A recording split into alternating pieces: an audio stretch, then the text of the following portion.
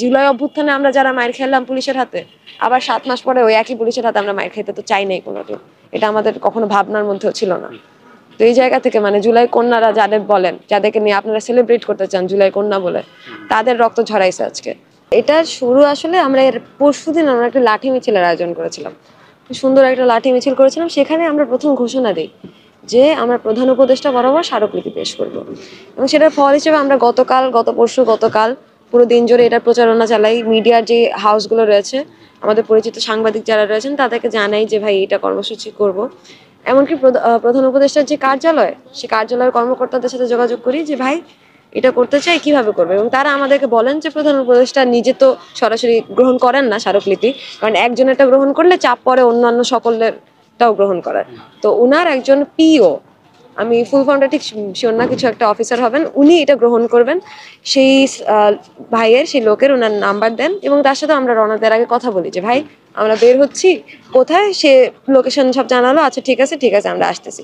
এবং কয়জনের যাবে, 5-6 জন যে আমরা ভিতরে ঢুকবো, এবং তার আগে যে গণপদযাত্রা হবে একটা, আমরা ওখানে গিয়ে পুলিশের সামনে কথা বলে ওখানে বসে যাবে আমাদের লোকজন, এবং আমাদের একটা দল ভিতরে যাবে। এটা ক্লিয়ার আপ সকালে রাজু ভাস্কর্য থেকে রওনা দেওয়ার আগে আমরা আগালাম। পুরো মিছিল জুড়ে কোনো সমস্যা হলো না। আমরা আমাদের মতো করে যে গণপদযাত্রা, আমরা স্লোগান দিচ্ছি, আমরা হেঁটে আগালাম। আমরা তারপর যখন ইন্টারকন্টিনেন্টালের মোড়ে পৌঁছালাম, আমাদের তো ধারণা আছে যে এখানে একটা বাধার সম্মুখীন আমাদের হতে হবে, এবং সেটার প্রস্তুতি হিসেবেই তো আমাদের রেডি করা ছিল যে 5-6 জনের একটা টিম ভিতরে যাবে। তো সেখানে হচ্ছে পুলিশ সম্পূর্ণভাবে ব্যারিকেড দেওয়া। তো তখন আমরা ব্যানারে যারা ছিলাম, আমরা এখন যেটা হয় ব্যারিকেড দেখলে ব্যারিকেড টানার চেষ্টা করে, তো টানার কয়েকজন চেষ্টা করতে এগিয়ে গিয়েছিল, এটা আমরা স্বীকার করব। তাদেরকে আমরা যারা ব্যানারে ছিলাম আমরা নিজ মুখে নিজেরা থামাইছি যে না ভাই এটা করা যাবে না, এইভাবে করবো না আমরা আজকে।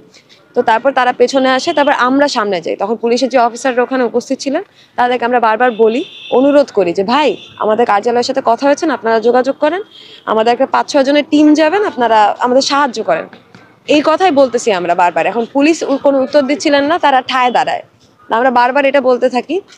এমন সময় হঠাৎ করে আমরা দেখতে পাই যে পিছনের দিক থেকে, মানে সামনে ব্যারিকেডের সামনে পুলিশ ওই পারে, আমরা এদিকে, পিছনের দিক থেকে হট্টগোল।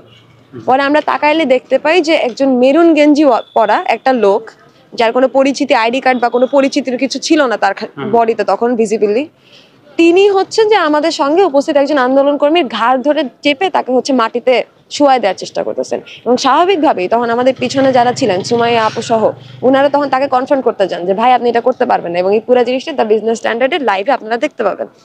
তো ওই যে হলো, পিছনে যখন একটা এরকম ঘটনা ঘটলো, সামনে তখন যারা ছিল তারা ধরেন স্লোগান ধরলো যে বাহ পুলিশ চমৎকার, ধর্ষকদের পাহারাদার। এটা খুবই পুরানো স্লোগান, এটা আমরা গত 15 বছর ধরেই দিয়ে আসতেছি। তখন হুট করে সামনে যে আমরা কথা বলতেছিলাম ওই ব্যারিকেড দাঁড়ায়, তখনও আমরা পুলিশের সাথে কথা বলার চেষ্টা করতেছি যে ভাই যে কি করতেছেন ভাই, এটা তো আলোচিত হয়েছে, এটা কেন এরকম করতেছেন।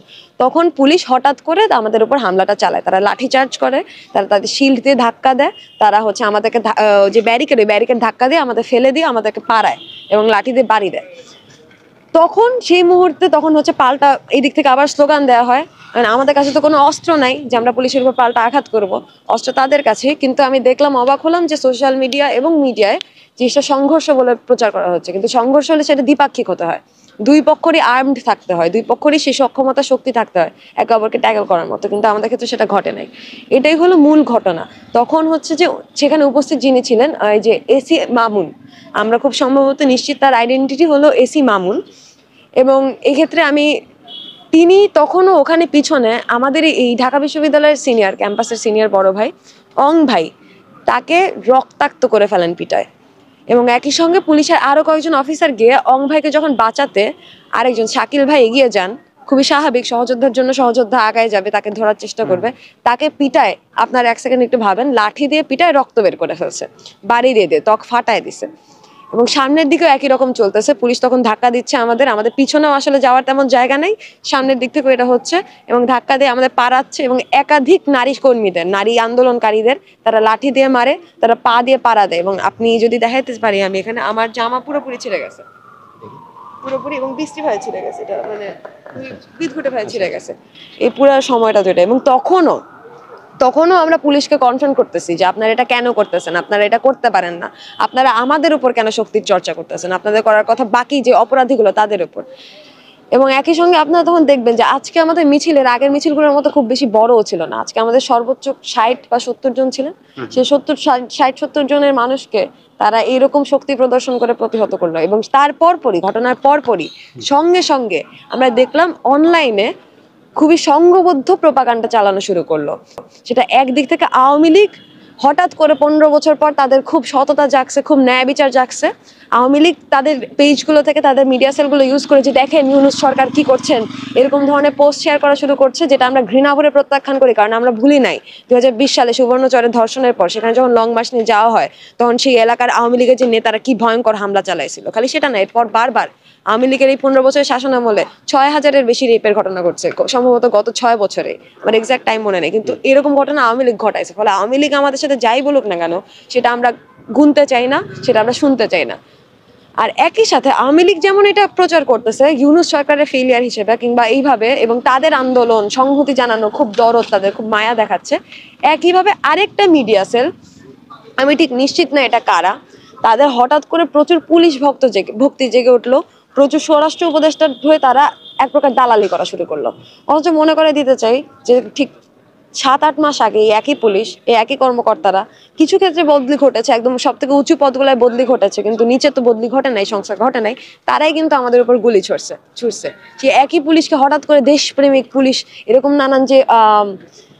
নানান ধরনের টাইটেল দিয়ে তারা যে ধরনের প্রোপাগান্ডা শুরু করলো, এবং আমাদের বিভিন্ন ছবি, বিভিন্ন ফুটেজ ইচ্ছা করে কেটে কেটে ছড়ানো শুরু করলো। এবং আমরা দেখছি যে বড় বড় রাজনৈতিক নেতারাও সেই প্রোপাগান্ডার ভিতরে ঢুকে যাচ্ছেন এবং না বুঝে সেটা শেয়ার করছেন। আমরা যতই চেষ্টা করি ডিবাঙ্ক করার, আমাদের তো সক্ষমতা বা বট আইডি কেনার সক্ষমতা তাদের সমান না। তো সেই জায়গা থেকে এইগুলোই আজকের ঘটনা। এখন পর্যন্ত এই ঘটনাকে কেন্দ্র করে আপনাদের আহত যারা হয়েছে তারা কি হাসপাতালে ভর্তি আছে কিনা? অনেকে হাসপাতালে ছিল, কিন্তু এখন হচ্ছে বাড়িতে গিয়েছে, মানে হাসপাতালে থাকছে না ওভারনাইট। এই ঘটনাকে কেন্দ্র করে আপনারা কোনো কর্মসূচি বা কোনো ধরনের কিছু করতে যাচ্ছেন কিনা?